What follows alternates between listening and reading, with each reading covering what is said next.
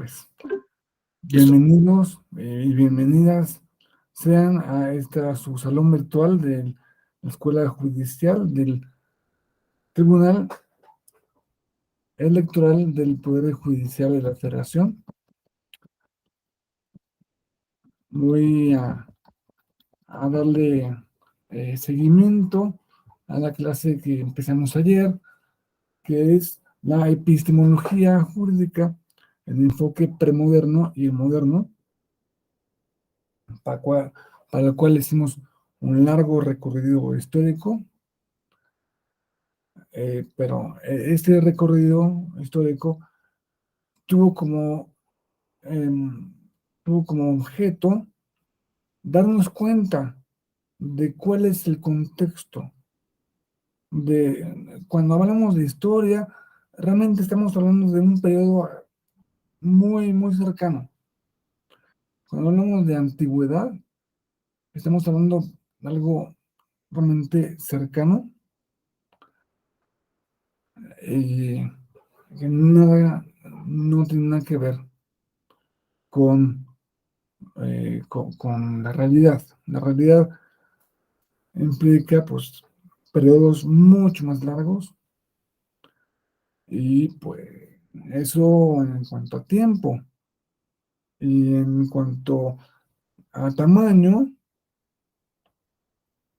eh, el video de Carl Sagan de ayer, espero que nos haya puesto en contexto de qué poco, de qué minúsculos somos en un contexto este, cósmico. Seguramente la máquina más complicada de la que ha producido la, el universo hasta este momento ha sido el cerebro humano, que ha permitido, pues, bueno, todo lo que ha permitido.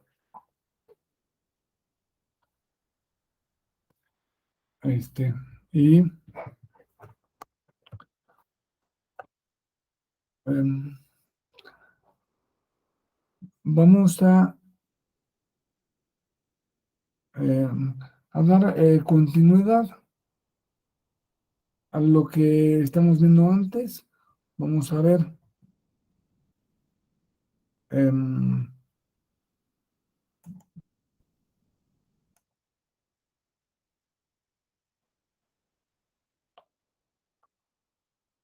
en los aspectos. Vamos a terminar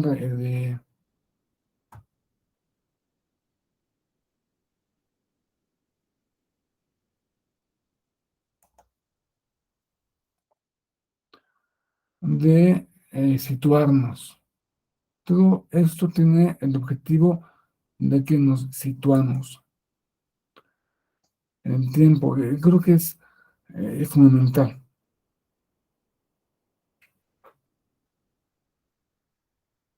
Hablamos ayer que pues el ser humano tiene algo así como 200 o 250.000 años de antigüedad como especie, que lo característico de nuestra especie, que es la cultura, este, comienza o arranca con fuerza en lo que se llama la revolución cognitiva, hace 70 a 90.000 años. O sea, son periodos de tiempo, lapsos de error muy, muy grandes, ¿no? Pero entre 70 y 90.000 años, solamente 20.000 años de, de- de diferencia. Bueno, que el ser humano como especie ha vivido en culturas, en sociedades eh, eh, complejas, menos del 4% de su historia, menos del 4%. Y ese 4% nos parece antiquísimo. Ese 4%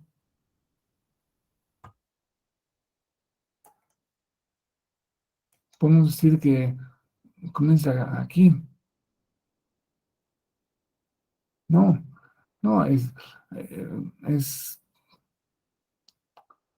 comienza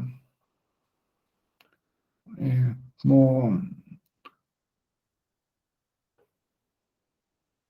estamos hablando de aquí el 3000 antes de Cristo,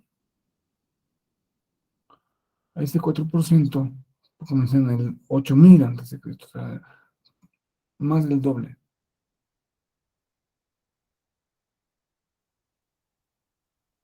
Más del doble y ya nos parece muy antiguo. Bueno, quisiera, para que nos terminemos de ubicar, aquí estos periodos en gris son de 1000 años, más o menos. Es un más o menos de 1000 años cada periodo. Mm, Lo que hoy, 2022, más o menos 2000, ¿no? Ya conocemos en el 2200, pues ya ahora que será necesario poner una, una diferenciación eh, eh, que se aprecie, pero la verdad es que no sé. En 1000 años, 22 es el 0,2%, ¿no? Algo así, ¿no? Entonces no lo vamos a tomar así, como si estuviéramos en el año 2000. Antes del año 1000 pasaron muchas cosas muy importantes que explican, por cierto, lo que estamos viviendo actualmente, explican la, la invasión a Ucrania, por ejemplo. O sea, aquí se dio el rompimiento del cristianismo. La primera gran separación entre la iglesia latina y la iglesia ortodoxa oriental.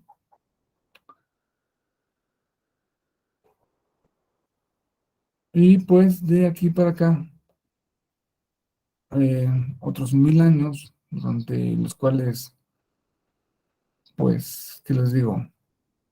Em, Pasó gran parte de la Edad Media. La Edad Media llega como por acá, empieza y o sea, la Edad Media es como de aquí, aquí, aquí, aquí. Jesucristo lo pongo en el año cero, no porque tradicionalmente se considere que es el año cero, tradicionalmente se ha concebido que es el año uno. O sea, Jesucristo nació en el año uno. Y eso, el monje que dijo, Jesucristo nació en el año uno, en vez del año cero, es lo que trae la diferenciación. Es lo que motiva que pensemos que el año 2000 es el principio del siglo XXI, cuando el año 2000 es el último año del, del siglo XX. Pero vamos a corregirle la plana a ese monje y vamos a decirle, no, si quieres poner a Jesús como el origen de tu contabilidad, tienes que decir que es el número cero, no uno, ¿no? Porque, pues, ¿qué pasó en el año cero?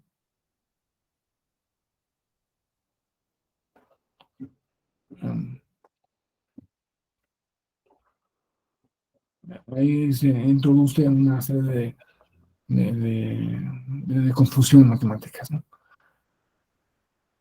Bueno, la antigüedad clásica, más o menos, el siglo séptimo al cuarto antes de Cristo, eso es lo que llamamos la antigüedad. Cuando hablamos de los antiguos, los filósofos antiguos, estamos hablando de unos señores que tuvieron, que pensaron y que escribieron en este periodo. Ya más atrás, ya no es antigüedad, ya no solo, ya no se entiende como antigüedad. Aunque, obviamente, pasaron muchas cosas muy importantes. Este es el año 1000 antes de Cristo, 2000 y 3000 antes de Cristo. ¿Ven? Entonces, vamos a decir que em, em, los, es muy importante, lo traigo aquí, la ley. Si vamos a hablar de, de cómo se entiende qué es la ley, tenemos que empezar hablando cómo se entendía que era la ley en este momento. Digo, el código de Hammurabi no es el primero, no es el primero, pero es de los primeros, quizá el primero sea de otro emperador también mesopotámico en el año 1900 antes de Cristo, algo así, ¿no? Vamos a concentrarnos en estas fechas, ¿no? Los 10 mandamientos son algo después, unos siglos después, ¿no? 3 siglos después. ¿Y aquí, para que nos ubiquemos también, la cultura en México, lo que hoy es nuestro país, la que se llamaba la cultura madre de, de Mesoamérica, es la cultura olmeca, que se data más o menos, eh, más o menos en este. No, no es que la cultura olmeca haya iniciado un día en particular. El jueves 22 de mayo de 2500 años.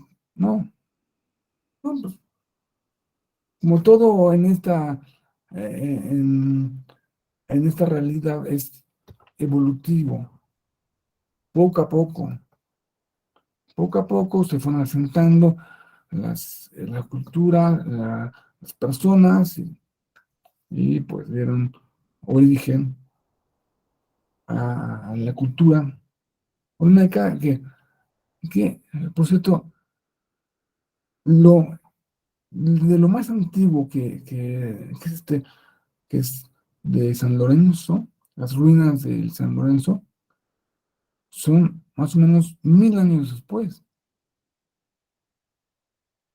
son como por acá.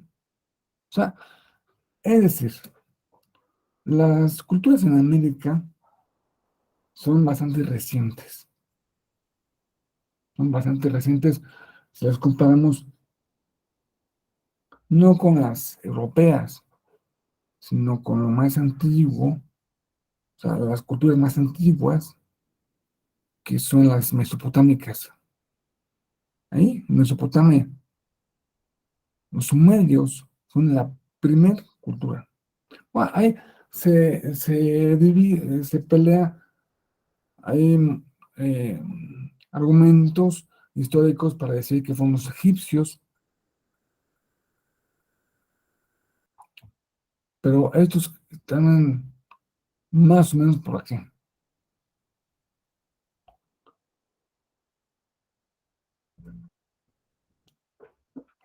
Entonces, toda, todo el pensamiento sobre la ley en estas épocas, en la antigüedad, pero no la antigüedad clásica, pero que ya nos vamos a referir a esto después, sino en lo más antiguo, todo el pensamiento sobre la ley tenía un fundamento, un fundamento metafísico, un fundamento en Dios, una fuente religiosa.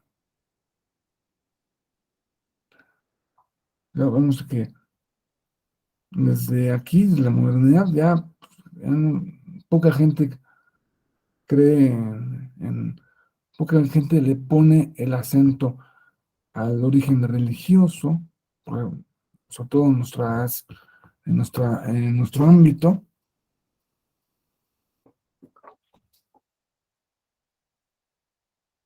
y pues la mayor parte de lo de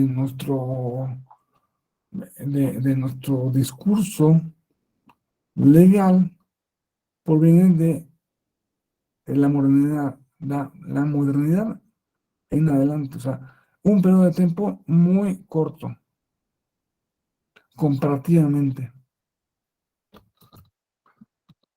Aquí vamos, aquí vemos, aquí vemos el código de Hammurabi, que en la parte de arriba o sea, es una piedra con eso que ven aquí abajo, son las leyes, los artículos, por decirlo así, pero en la parte de arriba está Hammurabi, que simbolizado con este personaje, y el dios Shamash, dios Shamash, que le da, aquí le está dando, aquí le está dando la ley a Hammurabi. ¿Por qué voy a obedecer esa ley? Porque Dios lo dice, porque Dios mismo lo indica. Dios lo ordena. No es que se le haya ocurrido a Hammurabi, no, a un cuate de Hammurabi, que aparte se viste mal y tiene mal aliento, no. Se le ocurrió a Dios y no puedes desobedecer a Dios. Algo muy parecido pasa con las tablas de la ley de Moisés. Moisés viene con los 10 mandamientos, sube al monte Sinaí y baja con las tablas de la ley. Las tablas de la ley que dicen, pues eh, todos sabemos, más o menos en nuestro ámbito, sabemos cuáles son los 10 mandamientos. Amarás a Dios sobre todas las cosas, em, honrarás a tu padre y a tu madre, no robarás, no jurarás en nombre de Dios en vano, festejarás las fiestas, no matarás, no robarás, ¿no? Que pues de eso se, se, se ha hecho una gran, eh, enorme eh, derivado, ¿no? A ver, matar. Dice, no matarás. No dice, no torturarás. Solo se refiere a matar. Ahora, pero en matar se incluye, en términos generales, torturar también. Ah, ok. No dice, no secuestrarás. Bueno, pues se entiende que dentro de no matarás se abarca el no secuestrarás. No le robarás los órganos a los niños.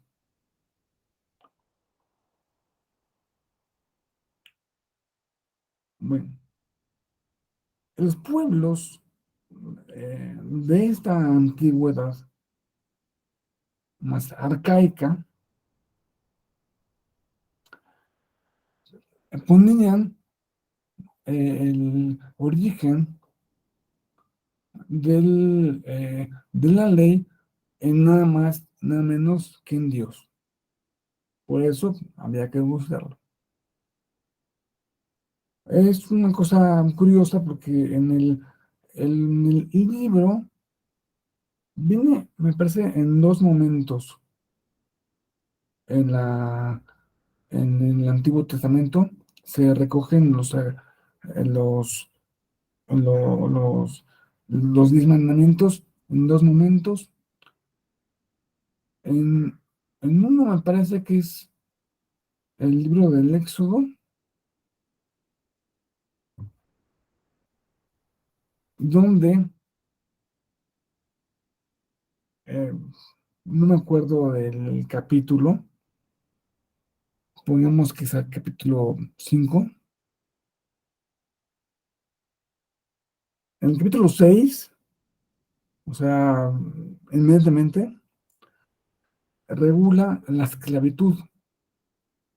No la prohíbe, no dice, no, no está permitido que nadie esclavice, no, sino que la regula. Regular es aceptar una realidad que tiene que ser más o menos así.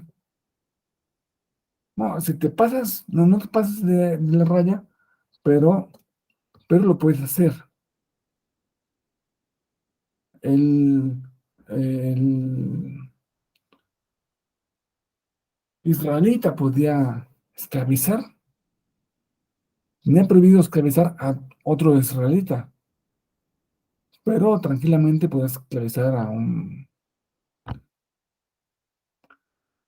Pero, bueno, ese no, realmente no es el tema. Actualmente, pues se entiende que la esclavitud es algo, pues, algo parecido a matar, ¿no? Algo parecido a secuestrar, algo parecido a quitarle todos los derechos a una persona. Pero en fin, esta concepción sobre el origen religioso de la ley, pues se me transmitió durante muchísimo tiempo, durante muchísimo, mucho tiempo, hasta que llegamos a em, a la antigüedad clásica, en los filósofos clásicos. Ellos también pensaban que Dios o los dioses habían puesto, también ordenado un tipo de ley, pero se encontraron una cosa eh, muy extraña, que les pareció extraña. Oye, a ver, Sí, sí, Dios pone, no eran cristianos ni eran judíos, pero se entiende que los dioses les ordenaban ciertas cosas. Por ejemplo, em, eh, era una orden de los dioses sepultar a los muertos de una manera específica, no de cualquier manera, sino de sino que había que embalsamarlos, hay que enterrarlos de alguna manera.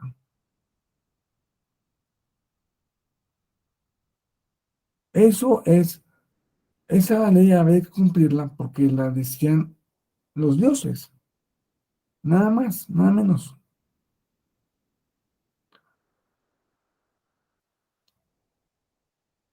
No tenían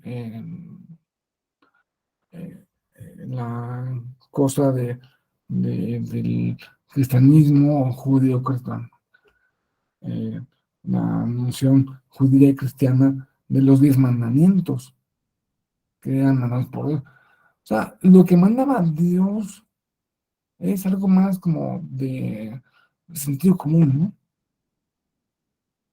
Dios no me puede mandar a, a quemar a mi hijo, ¿no? Y si encuentro a un barbaján quemando a mi hijo, tengo yo todo el derecho de aniquilarlo. ¿Por qué? Pues, en fin, tenían una noción. Les digo que eh, en torno ya lo que decía Dios para ellos, eh, veo que era más de sentido común, era más de lo que te encontrabas en la naturaleza. Lo natural era lo, o sea, debías cumplir con lo natural, porque lo natural, el orden natural había sido establecido por cierta entidad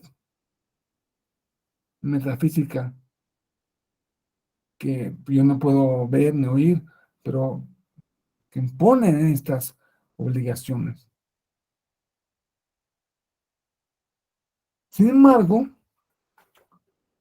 eh, esa naturaleza, la palabra naturaleza en griego antiguo, era physis, physis.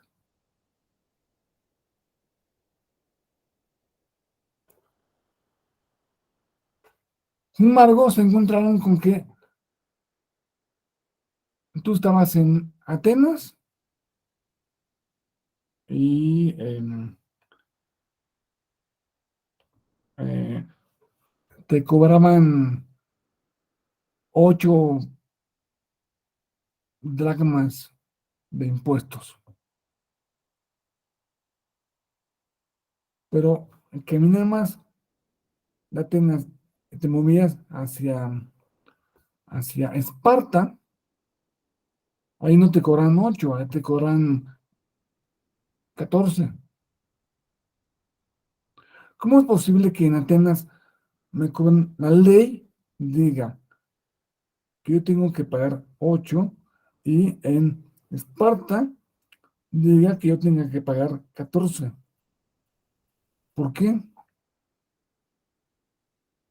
¿Cómo es posible que haya una norma humana porque le inventó el alcalde de Atenas y otra norma también humana porque la inventó el alcalde de Esparta, o el alcalde o el dirigente o quien sea? Entonces, se dan cuenta de que había algo distinto en estos dos tipos de leyes. El alcalde de Esparta tampoco podía decir, ay, tú mata a tu hijo y quémalo. No, porque eso Dios lo impide. Pero sí puede decir, paga 14 dracmas o la moneda que haya sido de impuestos. Yo tengo que desembolsar 14 dracmas. En Atenas tampoco tenía la autoridad, tampoco tenía ninguna autoridad sobre la ley de Dios, sobre la ley natural, sobre la ley de Piscis. De la palabra Piscis viene, viene la física, fisionomía, en- etcétera. Es naturaleza, hay que hacer lo que dice la naturaleza.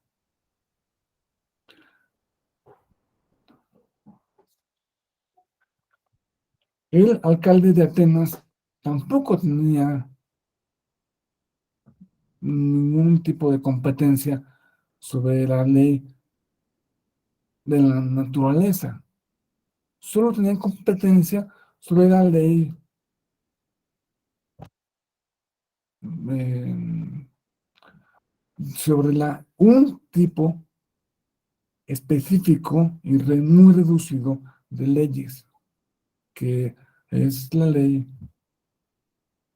aquí de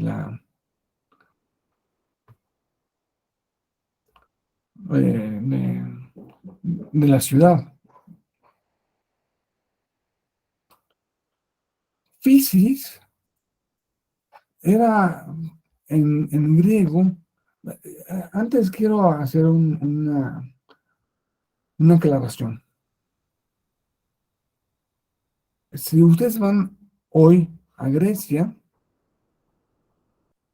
y si se quieren comunicar con la gente de Grecia, normalmente tienen que hablar griego. Y ese idioma se llama griego.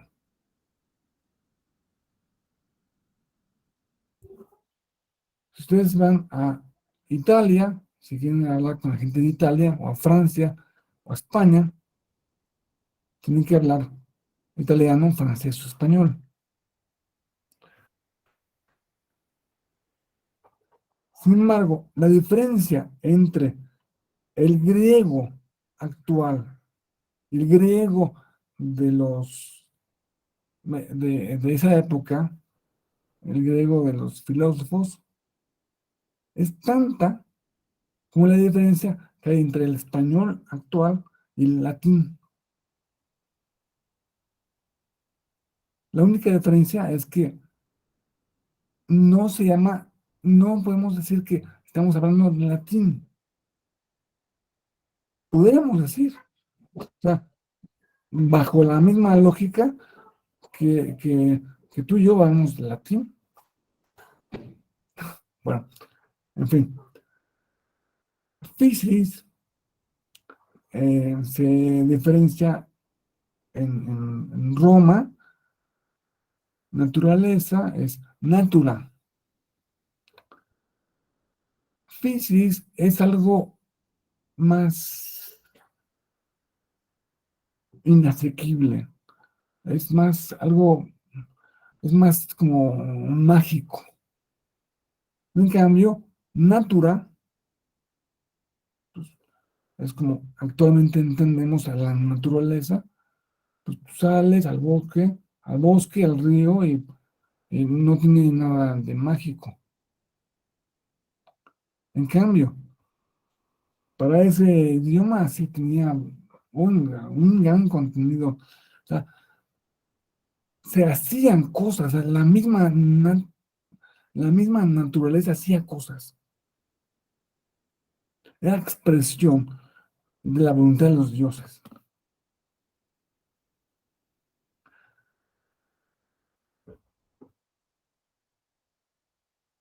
En cambio, la norma eh, humana, pues, bueno, este cuadro se supone que aparecen aquí una alegoría de los filósofos eh, griegos clásicos, ¿no?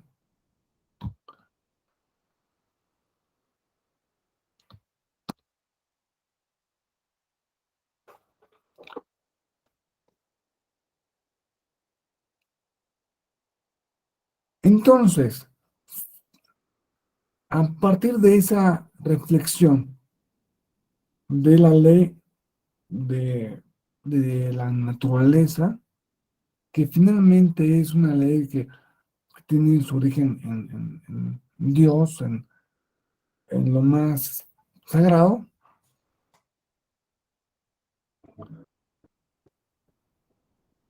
la comparación entre esa ley y la ley que pone la autoridad humana es lo que nos da el origen de la reflexión sobre el positivismo. Es decir, durante miles de años se pensó únicamente en la ley natural. Si había ley humana, eh, finalmente era ley natural, porque finalmente este, venía un mandato divino.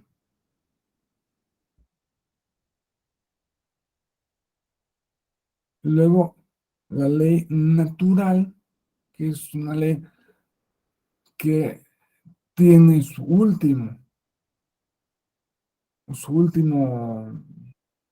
eh, sustento en una realidad sagrada, pero ya de un modo un poco descafeinado.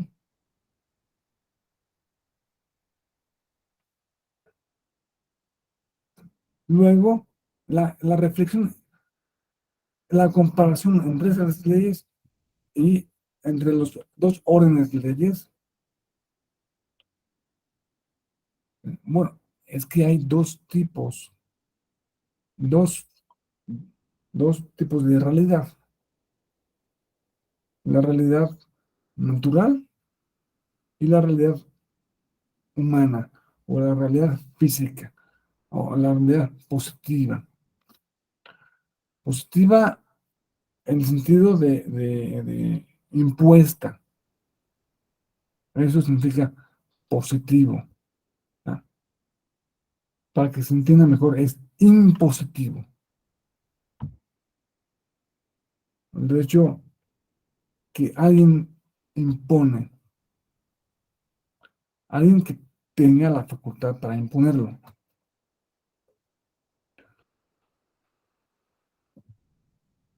Sin embargo, estos conceptos,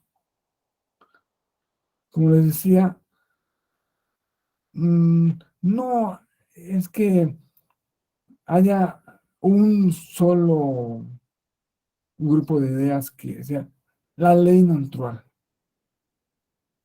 o la ley positiva, ¿no? Hay muchas palabras, hay muchos significados para una, para otra. Este, entonces, en cuanto esto, esto se refleja, las dos realidades tienen una vinculación con la realidad humana. Es decir, yo como ser humano tengo que obedecer, pero tengo que obedecer a un grupo de normas y a otro grupo de normas que pueden o no coincidir. Cuando no coinciden, decimos que son injustas, pero es otra. Es necesario para esta reflexión, más bien, esta reflexión acaba, eh, eh, acaba conduciendo a una reflexión sobre el ser humano, sobre las partes del ser humano. Se está, se está, ¿Cuántas dimensiones tiene el ser humano? Entonces, bueno, el ser humano, podemos decir, solo hay cuatro posturas metafísicas posibles.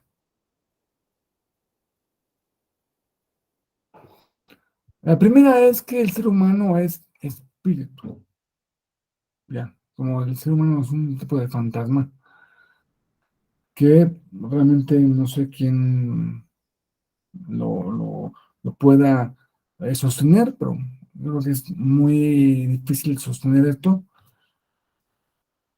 Sin embargo, pues, habrá gente, ¿no? Más bien, la gran mayoría de las personas opinan, el, el, están por la segunda opción, porque el ser humano es cuerpo, mente y espíritu.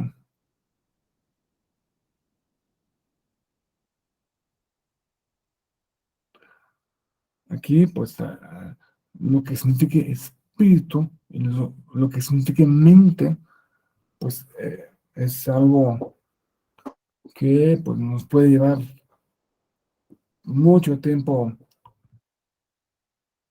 eh, Vamos a hablar mucho del tema. Otros de que dicen, no, no, espíritu, espíritu, o sea, alma,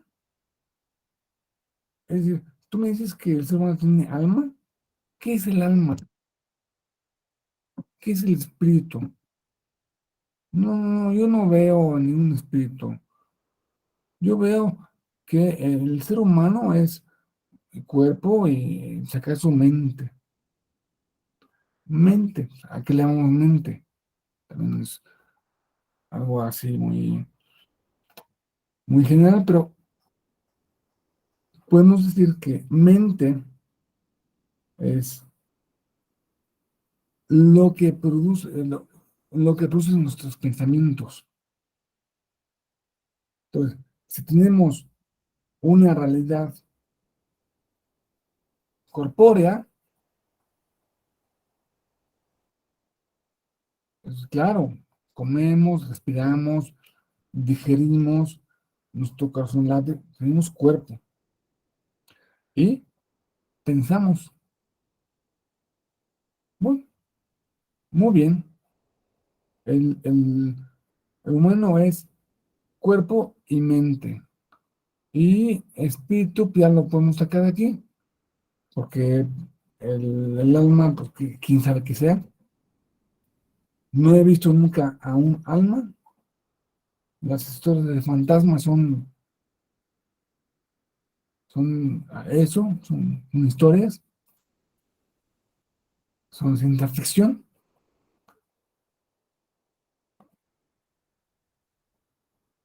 Hoy por hoy, la mayor parte de la gente piensa que el ser humano es únicamente cuerpo y mente. Punto. Tiene una realidad corpórea y una realidad mental. Hay otros que dicen, no, es que la mente es un subproducto del cuerpo, o sea, es un producto del cerebro, es algo que le pasa al cerebro. Entonces, no podemos decir que está diferente el cuerpo. Por esto, solamente podemos concluir que el ser humano es únicamente cuerpo, una realidad física, un animal como cualquier otro. Eso es importante porque la diferencia, la división entre derecho, entre los dos tipos de derecho, es la diferencia entre, corresponde a una diferencia entre las dimensiones que tiene un ser humano. El ser humano tiene por lo menos dos dimensiones. Podemos hablar tranquilamente de que en la realidad puede haber dos dimensiones de la normatividad. Una norma impuesta por el legislador y otra normatividad que no fue impuesta por el legislador. Y sin embargo, hay que seguir.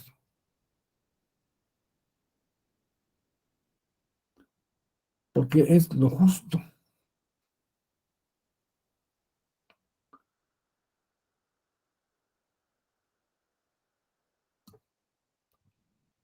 Esto nos lleva a un tipo de pensamiento sobre la ética.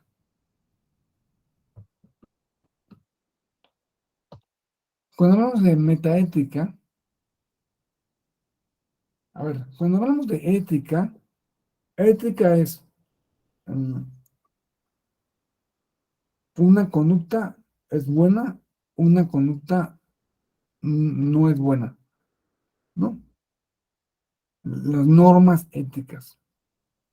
Si pensamos sobre la ética, si reflexionamos qué es la ética o por qué tienes tú unas normas éticas, estás, estás haciendo una metaética. O sea, la palabra meta es arriba de, sobre, es pensar sobre la ética. Bueno, la metaética en el derecho natural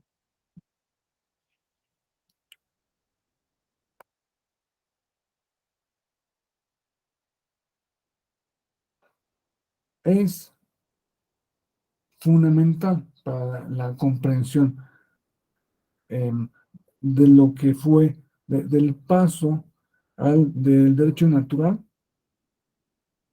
arcaico, luego premoderno, al moderno.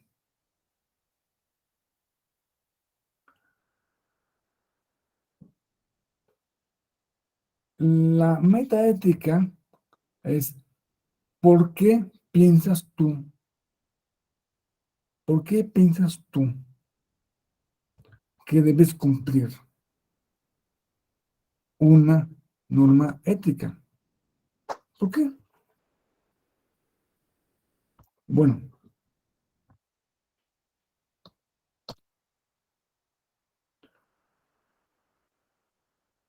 la primera división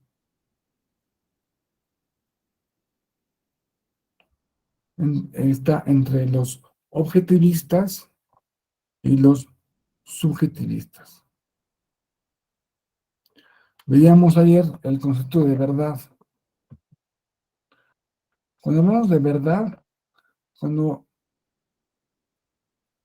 cuando mi hija de 4 años le decía a mi hijo de 7 años que dijera la verdad, se refería a algo objetivo, algo que pasa en la realidad. Y es más bien el tipo de concepto de verdad que tenemos casi todos. Hay otro tipo de división que es el relativismo, que lo vimos eh, con, con Nietzsche. Todo el posmodernismo nos lleva a un relativismo cultural, un relativismo ético.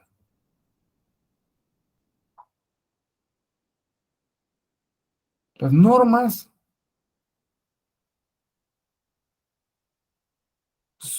hay que seguirlas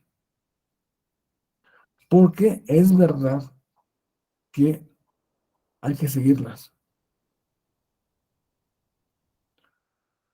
Y estos, pues, las normas hay que seguirlas,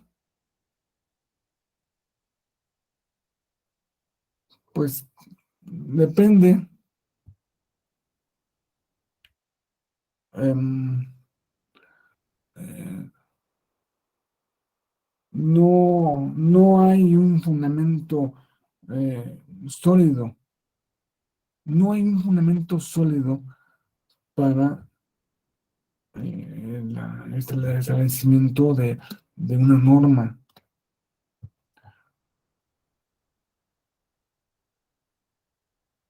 Es decir,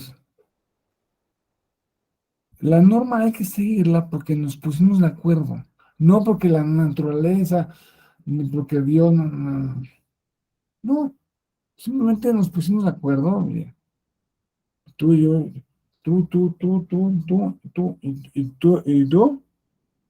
y yo, nos pusimos de acuerdo en que no hay que robarle su computadora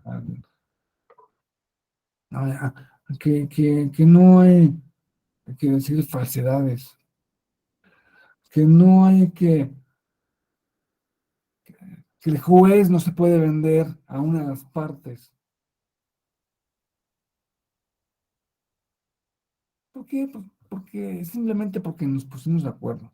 En cambio, estos opinan que no, que la ley debes cumplirla porque es verdad que debes cumplirla.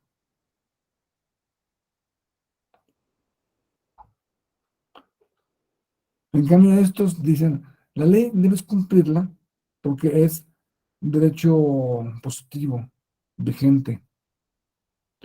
Si pierde la vigencia, entonces puede dejar de cumplirlo.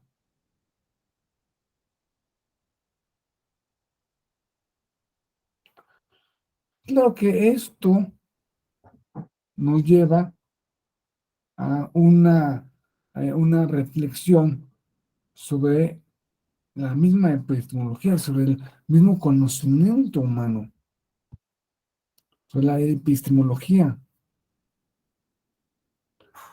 que están relacionados metafísica, epistemología y metaética, al menos si una corriente de pensamiento pretende ser racional. Porque si decimos,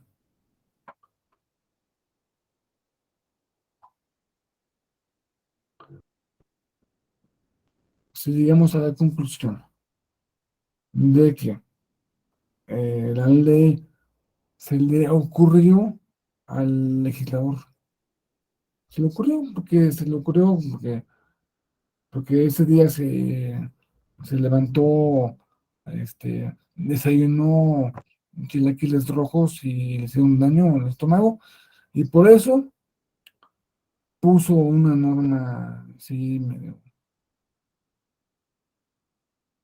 una norma en un sentido u otro.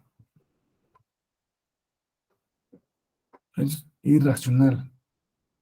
No ya no tenemos que buscar la racionalidad. ¿Por qué lo puso? Pues, quién sabe por qué lo puso.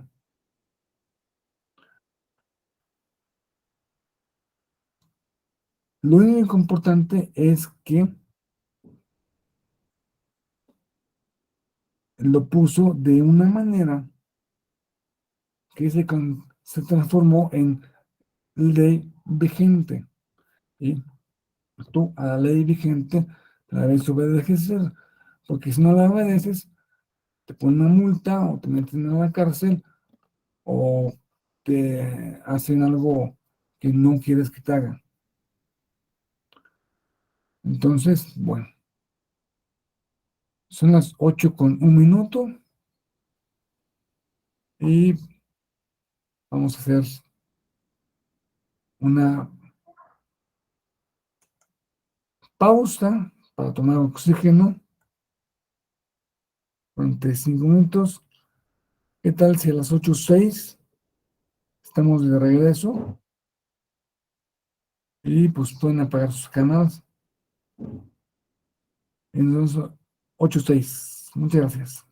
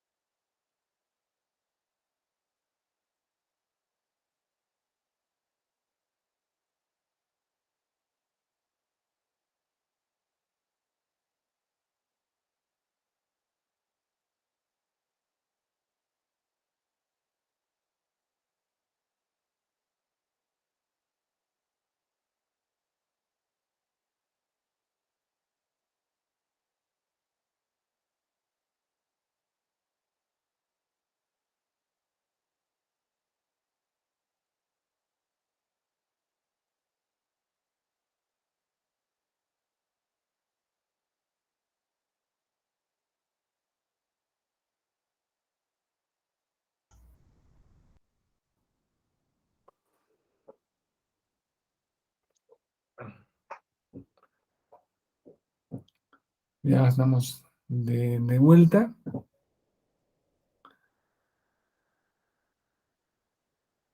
Creo que va quedando más o menos claro cómo en la antigüedad el concepto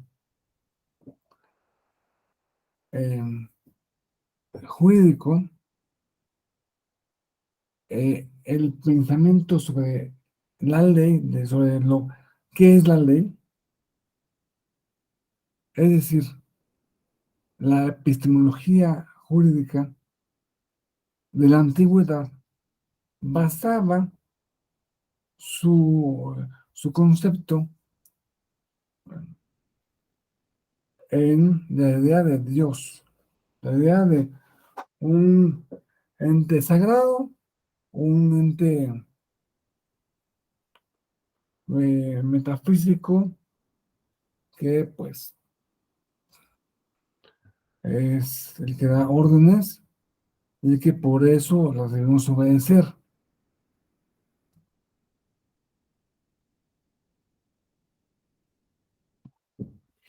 Ya en la em, hace relativamente muy poco, los filósofos se fueron preguntando por qué hay división entre un tipo de ley y otro tipo de ley. Entonces, se dieron cuenta de que el derecho positivo era diferente al derecho natural. Y esto implica que el ser humano tiene por lo menos dos dimensiones. Una dimensión mental y pues una dimensión física corporal. Esta división de mente y cuerpo se refleja en el dualismo de Descartes, se refleja también, primeramente, en la concepción del mundo de las ideas y la diferenciación entre el mundo de las ideas y el mundo físico que tuvo Platón. O sea, siempre nos hemos preguntado, ¿cuántas dimensiones tiene el ser humano? Bueno,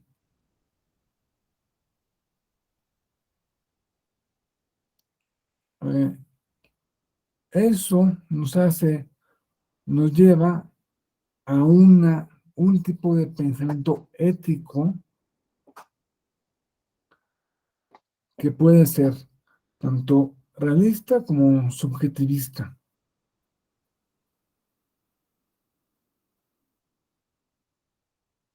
y que,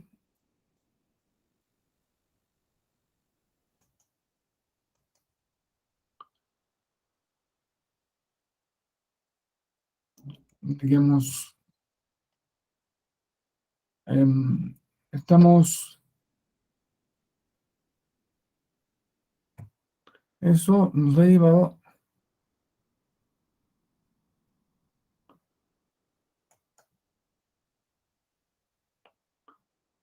a un gran número de reflexión sobre la ley.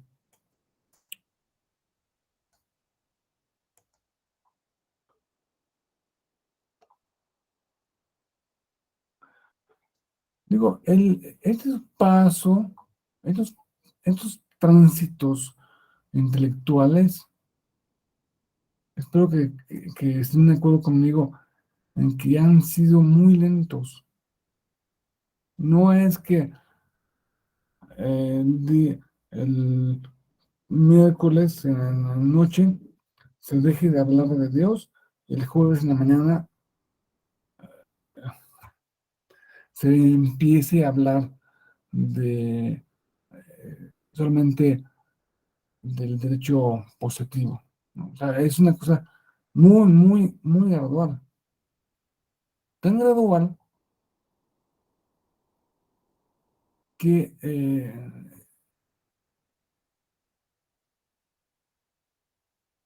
ye- em,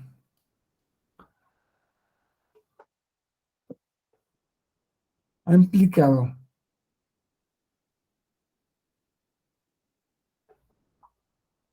ha implicado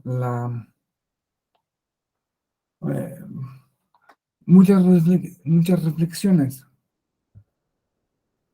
Y les voy a contar una muy importante que tuvieron unos filósofos árabes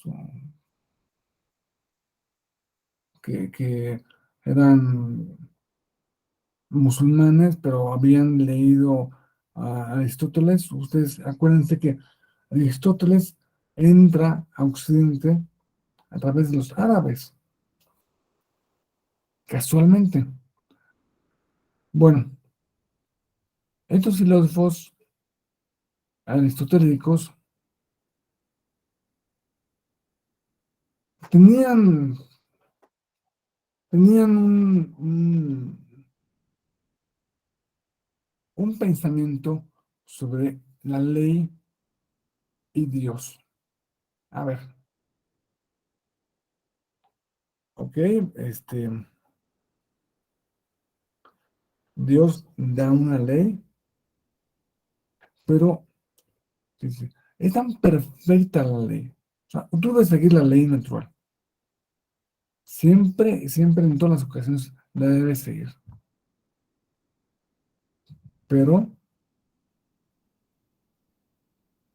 Dios mismo está obligado a seguir su propia ley. Dios mismo está vinculado a su norma. Entonces, dije, no, Dios sí está vinculado a su norma, porque es tan perfecta la ley natural, la ley eterna, que incluso Dios no puede abstraerse de cumplir eso.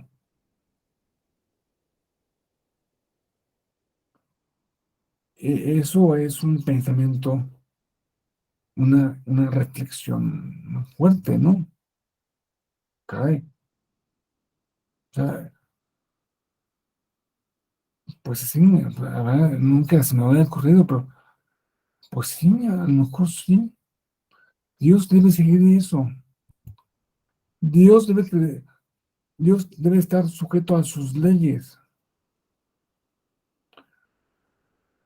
Dios tan está sujeto a sus leyes que no puede hacer un círculo cuadrado. No puede, eso en cuestión de leyes físicas o leyes lógicas, ¿no? Contradicciones, es más difícil pensar, ¿no? Pero en cuestiones morales, a lo mejor Dios dice que amarás a tu padre, a tu madre, sobre todas las cosas. Mm, Bueno, no, amarás a Dios sobre todas las cosas. Bueno, pero Dios pudo haber dicho, ¿odiarás a Dios sobre todas las cosas? No, porque la ley de natural, pues es ley natural. Dios está sujeto a su ley. Dios no, es más, ni siquiera es concebible que Dios pueda hacer algo así.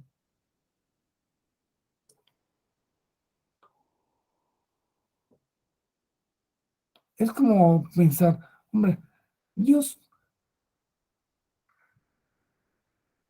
¿qué tan, qué tan omnipotente es? Si es realmente omnipotente, puede hacer que odiarás a Dios sobre todas las cosas, sea una norma moral, o sea, que sea bueno hacerlo o no. Entonces, bueno, aquí llegó el asunto con algunos monjes, sobre todo monjes franciscanos, monjes franciscanos eh, que decían, no, no, Dios es omnipotente, Dios es todo amor. Y por supuesto que no está sujeto a su norma. Dios está sujeto o no está sujeto a su norma.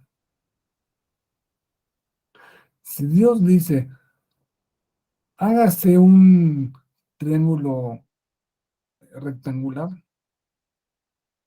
¿puede o no puede? Dios puede de pronto desaparecer. Dios se puede suicidar. Bueno, a lo mejor no lo llevaban hasta ese punto, ¿no? Pero las mujeres, al menos en área moral, los monjes, estos monjes franciscanos que los digo, decían, no, Dios está sujeto, no está sujeto a nada, es omnipotente. Es y como es amor, no va a decir nada que sea inconveniente para el ser humano, todo va a ser inconveniente, como algunos piensan,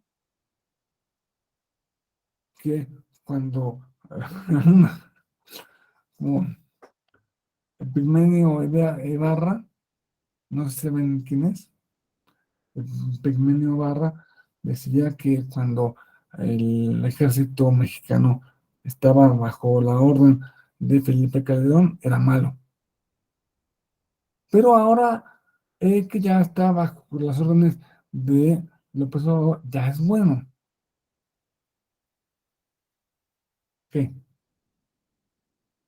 Bueno, no, no sé por qué me distraje con esto. Em,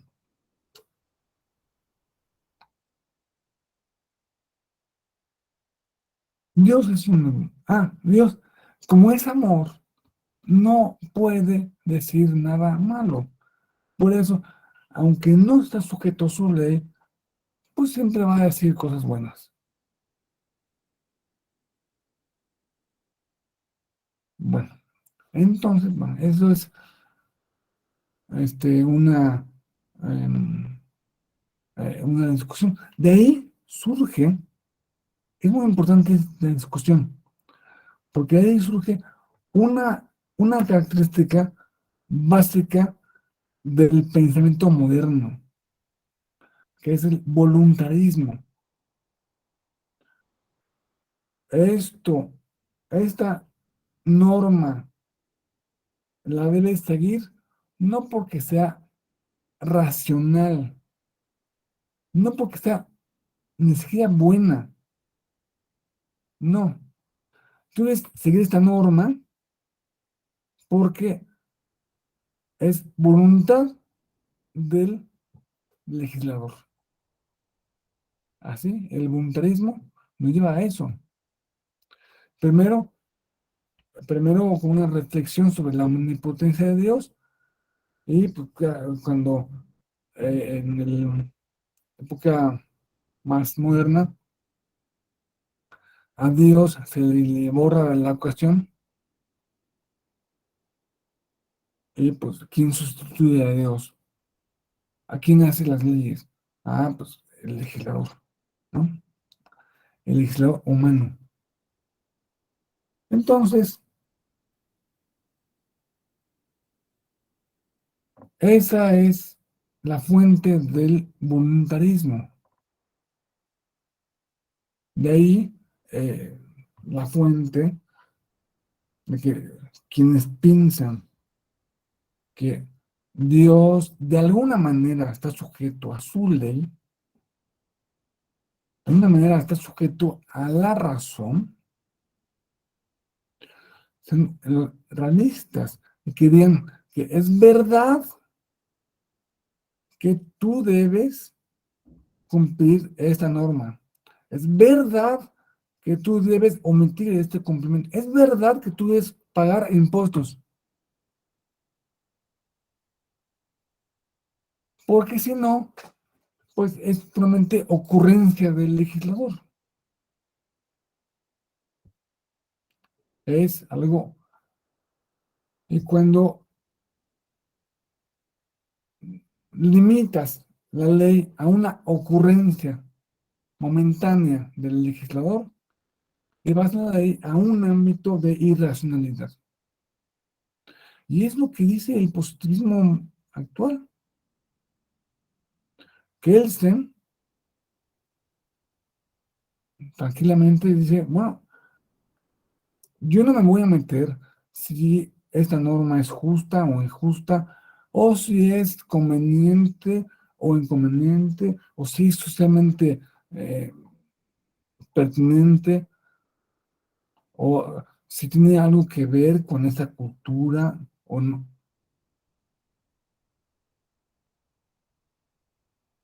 La razón de la norma es la ocurrencia del legislador, lo que se le pegó la gana en ese momento. Claro que esto es algo que ustedes me pueden decir que no, no, no. Eh, las cámaras legislativas pues tienen, saben cómo funciona una cámara legislativa. Para empezar, son muchos. Son, en los estados son como 30, ¿no? 30 diputados, ¿no? Bueno, entre 30 y 60, algo así. Depende del estado. En el orden federal, es una Cámara de Diputados de 500, una Cámara de Senadores de 64. Muy bien, ¿no? Son muchos, muchos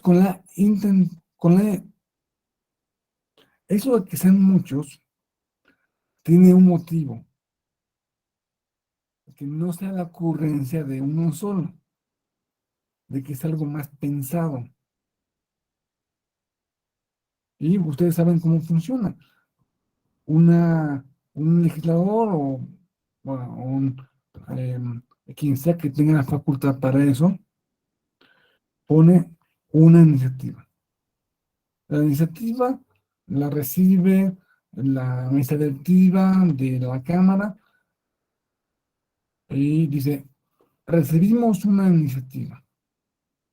La turnan a una comisión. La comisión también está integrada por varias personas que analizan y ven la viabilidad jurídica, eh, técnica y, y en todos los sentidos, viabilidad de adoptar esa norma y sacan un dictamen y ese dictamen es el que se vota en la sesión de la Cámara. Parece que hay mucha racionalidad. Parece que nos importa realmente que no sea una ocurrencia, que sea algo más pensado, que sea algo más racional. Entonces, le digo que no es absoluto una cosa ni otra. Los que piensan también que, que, que- que el derecho natural tiene alguna eh, sea el derecho que vale, o sea, una parte eh, una dimensión del ser humano debe regir a la otra dimensión del ser humano, la dimensión espiritual o mental. Debe regir a la dimensión física. Muy bien. Pues estas reflexiones sobre la naturaleza del hombre, sobre la naturaleza del conocimiento, sobre la naturaleza de la ley, poco a poco, o mucho a mucho, fueron evolucionando, de modo que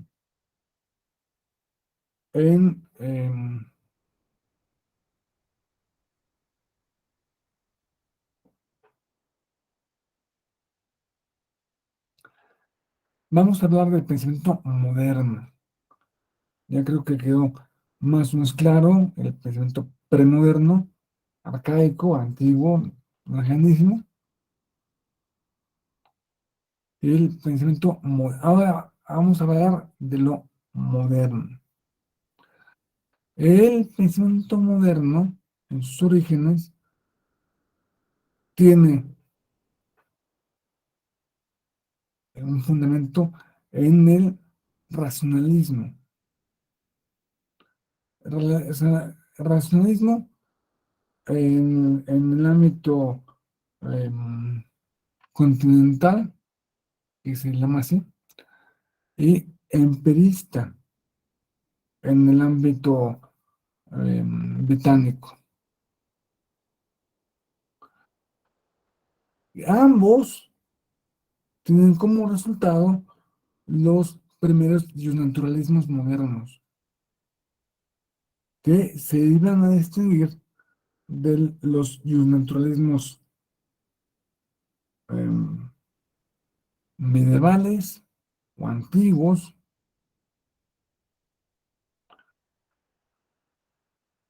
en función de que ya Dios no es tan importante.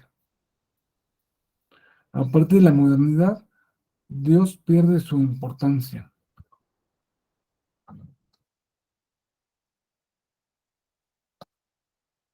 Vemos por aquí claramente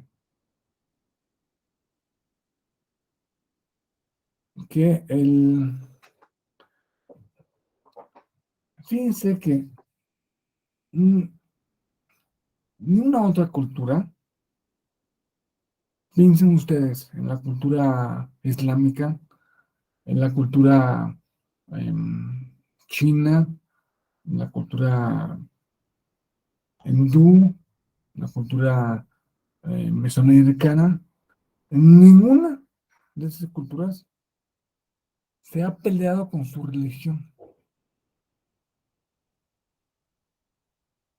salvo la cultura europea cristiana.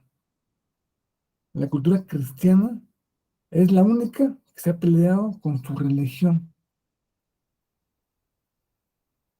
Lo podemos ver, claro, en la época moderna, pues se dio un fenómeno secularista. Secularista, secular, viene de seculum, del siglo. Algo secular es algo de este siglo.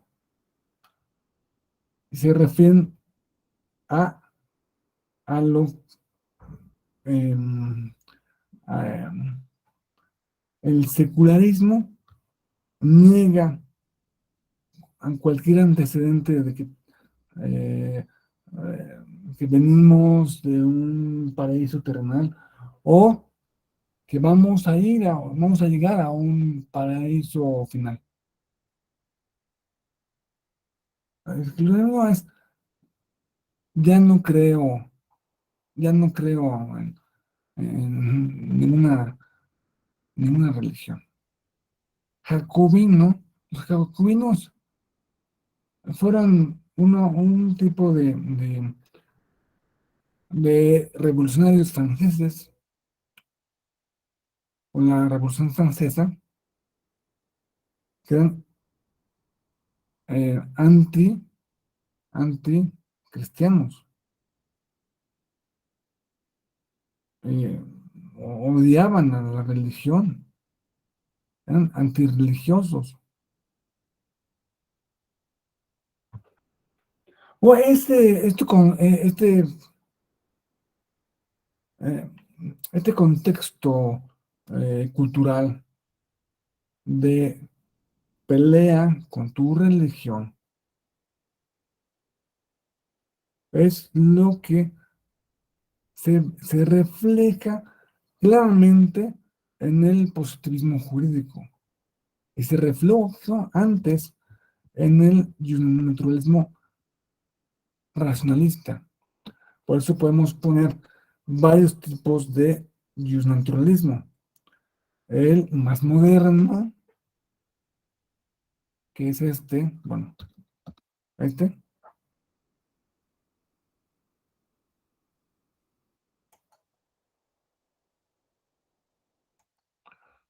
el moderno,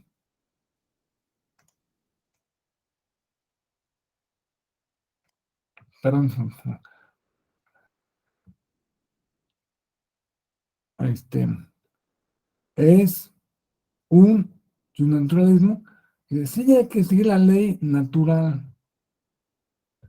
pero la naturaleza no la impone Dios, no. La naturaleza es algo que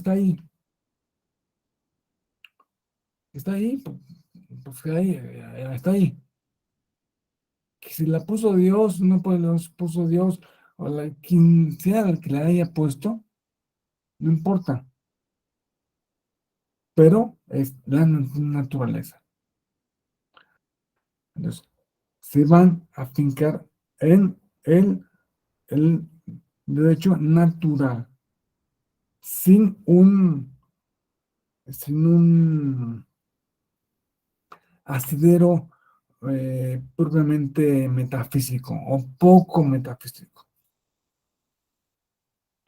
Sí hay alguno que todavía habla de Dios y que todavía pone como fundamento la naturaleza divina y lo que dice, pero la mayoría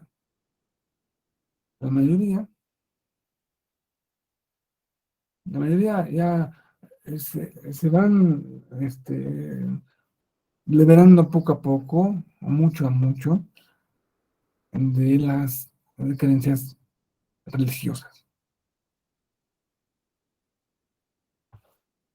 Claro, estamos a un paso, un escalón mínimo, no a tres, no, a medio escalón del positivismo jurídico.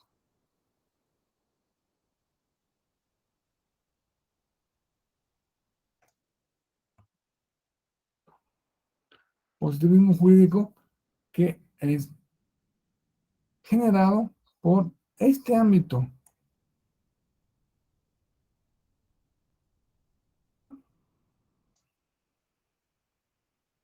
por esta causa.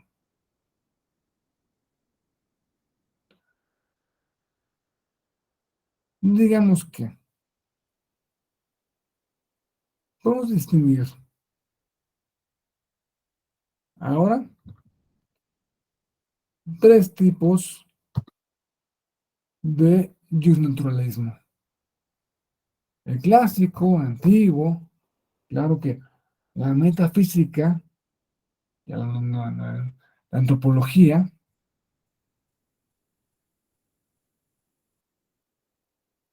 era dualista. dos dimensiones de la realidad. En una dimensión está una norma y esa norma influye en la otra realidad. No, eh, mm, esta realidad es la que dice, establece lo que debe hacer el otro ámbito de la realidad. Esto lo tenemos en los clásicos. Aquí podemos ver Sócrates, Platón, Aristóteles, Cicerón, Séneca, San Pablo, y pues algunos todavía medievales, como San Agustín, San Tomás de Aquino, Lutero. Bueno, Lutero ya es moderno. Calvino, Altusio, Grosio. Es lo que se refleja en la Declaración de Independencia de Estados Unidos. Exactamente eso. Un unilateralismo clásico. Es lo que refleja o apela es el argumento de la Declaración de Independencia. Dice, debemos ser independientes porque es natural que nos independicemos por algunas razones.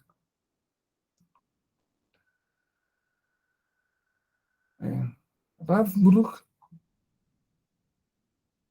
eso ya el siglo XX hasta el siglo XXI.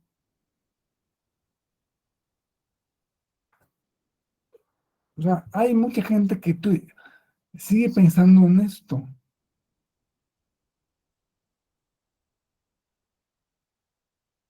Muchísima gente.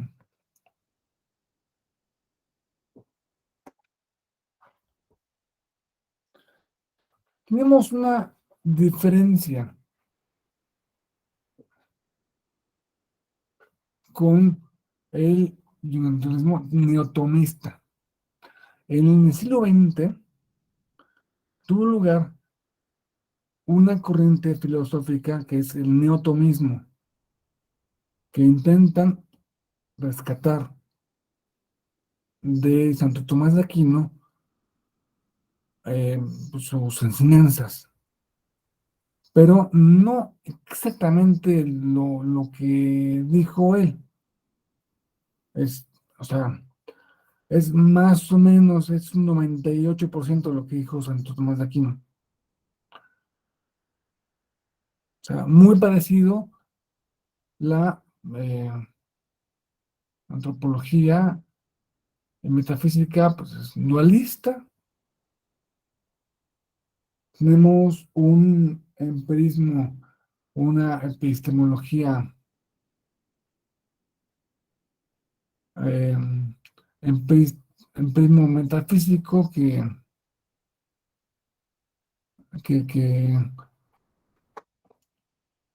eh, viene siendo más apegado a lo que recogen nuestros sentidos,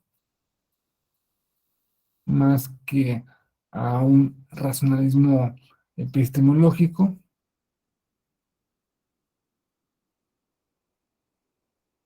Y pues eh, hay casi prácticamente las mismas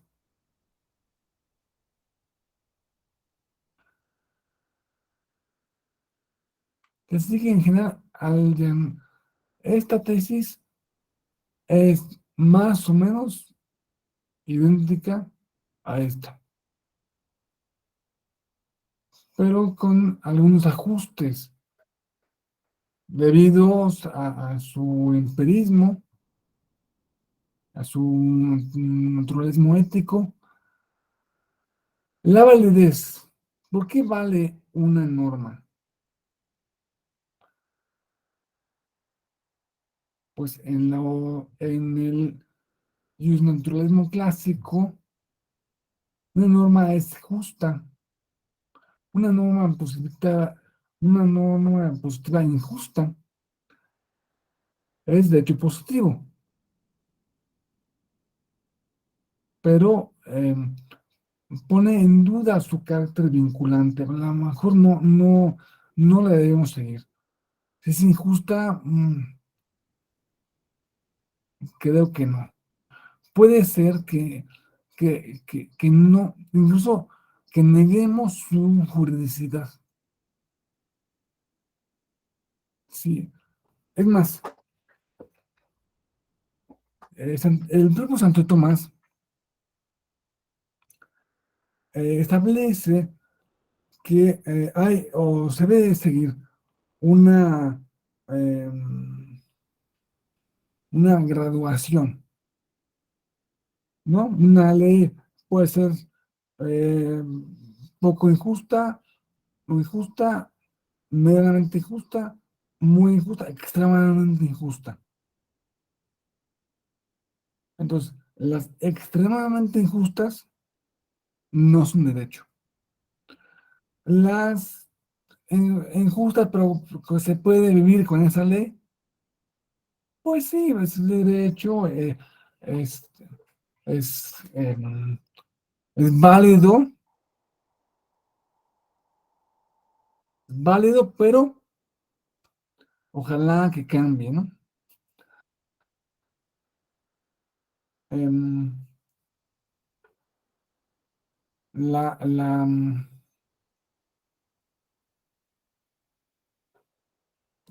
esto es muy importante, muy importante el concepto de validez, porque en la época moderna, ya aquí, ya que no parecen, ¿no? Yo todavía esta, esta tabla solamente contiene los naturalismos, no contiene a los positivismos. En los positivismos, el concepto de validez es únicamente porque lo dice el legislador. Punto.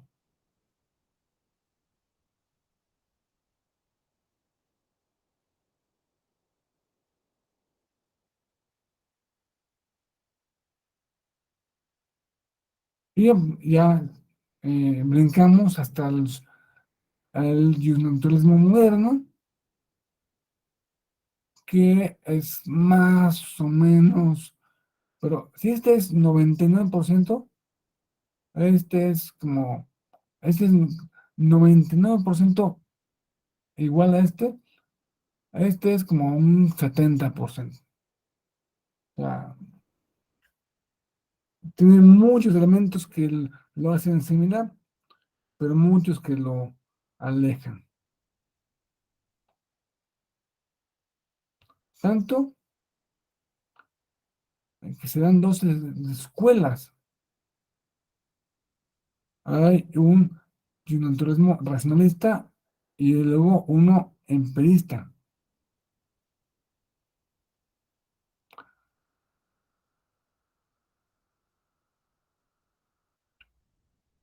Esto es lo que les hablaba sobre el voluntarismo.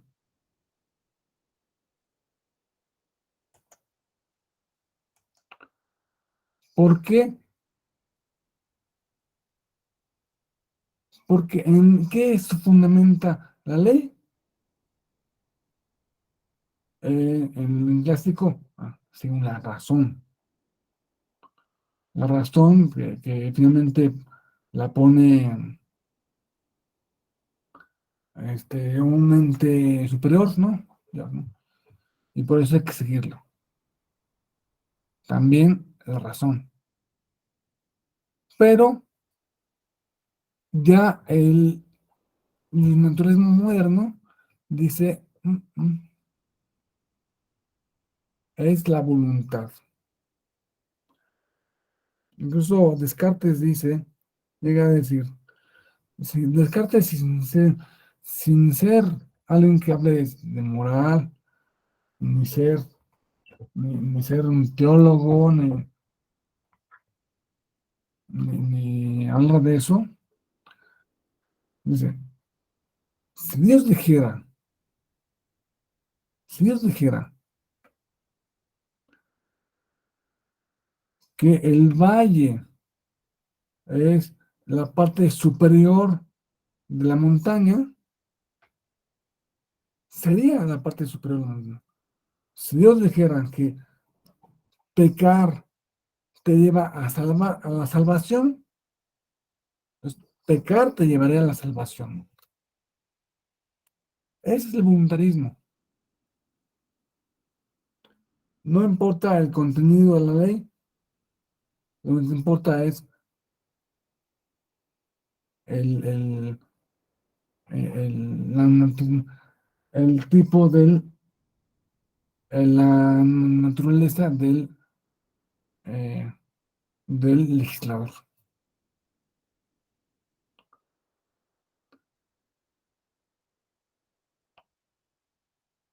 Um, Concepto de validez, y un naturalismo moderno,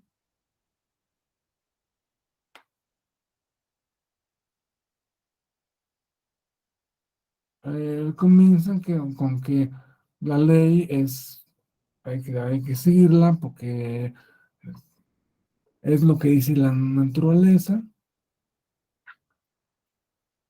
y pues eh, va para que hagan para que para que tengan una idea, para que entiendan muy bien. Esto es un paso antes del positivismo. Entonces, el derecho natural moderno es lo último que le falta al derecho natural para convertirse en positivista.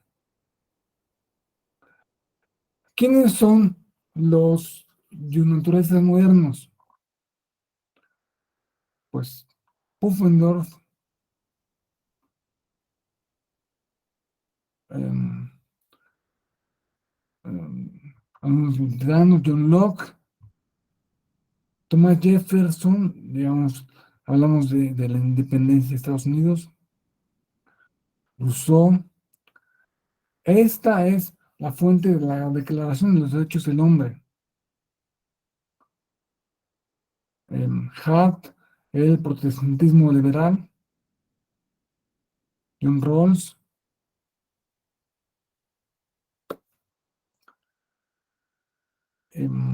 Podemos incluir aquí también a Adam Smith, y pues eh, otros que son pensadores modernos, pero todavía tienen el, eh, el bagaje medieval religioso, ¿no? No se han desprendido todavía de del pensamiento medieval. En cambio, el pensamiento moderno, bueno, el pensamiento moderno es claramente el pensamiento de hecho natural moderno, que da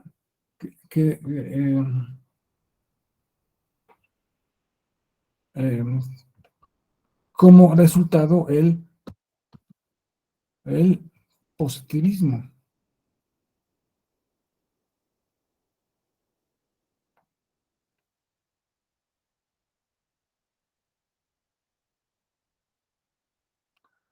El positivismo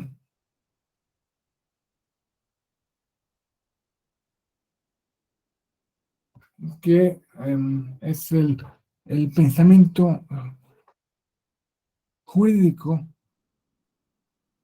que que tenemos hoy por hoy. Un pensamiento jurídico que comenzó que fue muy, muy fuerte en el siglo XIX. Se pensó que la ley podría, o sea, que el ser humano podría dictar una ley, que aparte de esa ley abarcase todos los aspectos de la vida humana. Tan es así que bastaba con un solo conjunto de leyes para em, normar la vida de los ciudadanos. Ese conjunto de leyes se compiló en un código civil, el Código Civil de Napoleón, 1804, 3 o 4, 3, 4, 1804. Todos estos señores, John Locke es siglo XVII, o sea, 1600 y algo. Thomas Jefferson, siglo XVII. Rousseau, siglo XIX. Pero gran parte de estos, gran parte del naturalismo moderno se desarrolló en el siglo XVIII. Pufendorf es el siglo XVIII. El positivismo ya es siglo XIX.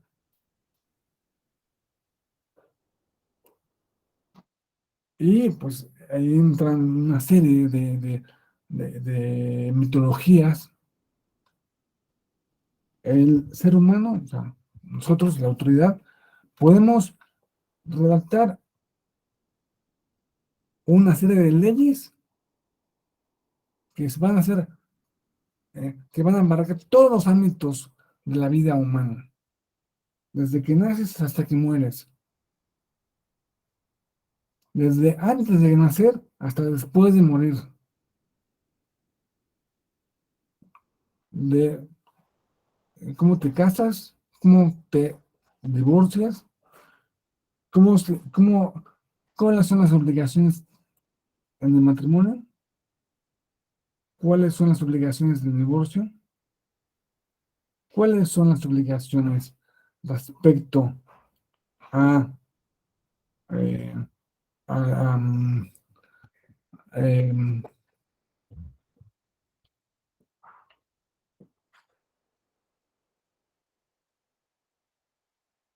em, al comercio, cuáles son las obligaciones que nacen todo, todo, todo, todo está aquí. Por eso el juez no tiene que hacer nada más que ser boca de la ley.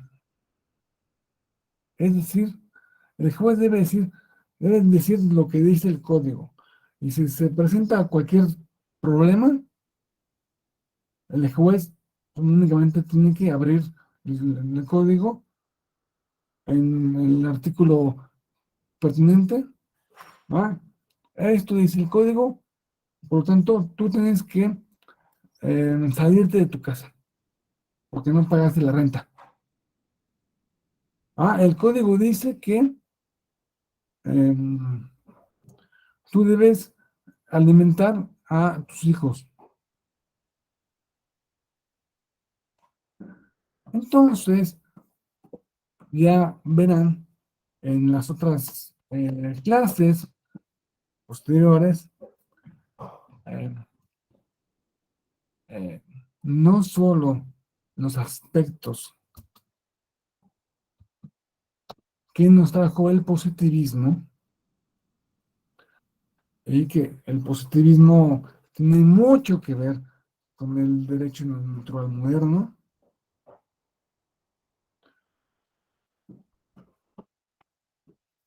Y o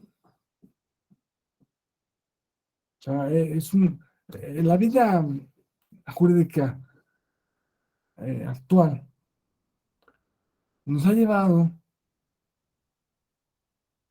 nos ha llevado a,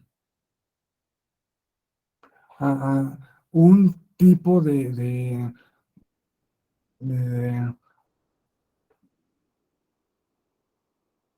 de epistemología jurídica determinada que tiene que ver con el haber sacado poco a poco, poco a poco, a lo sagrado, a una, a cualquier reflexión religiosa y dejarla en una reflexión puramente humana. Y eso es el tránsito de lo premoderno a lo moderno, en pocas palabras. Bueno,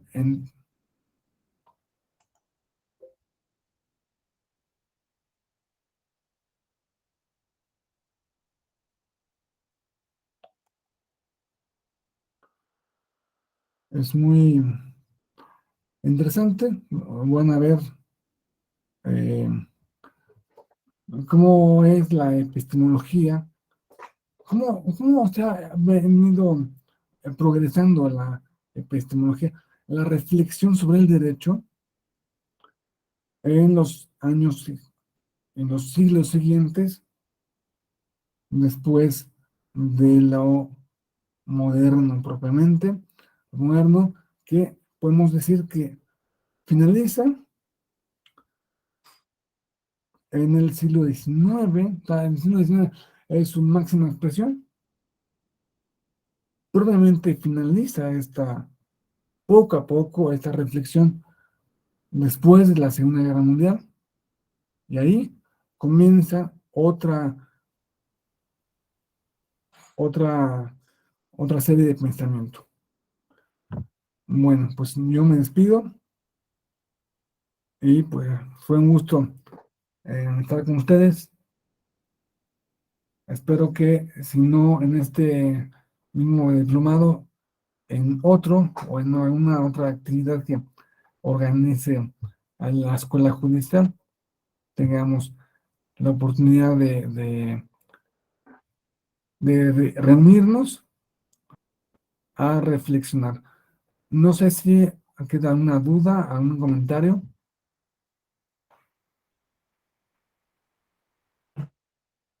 Bueno, de no ser así, yo me despido. Hasta luego, José Fidel, que les vaya muy bien.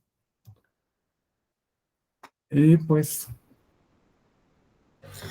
Hasta hasta luego, luego. gracias.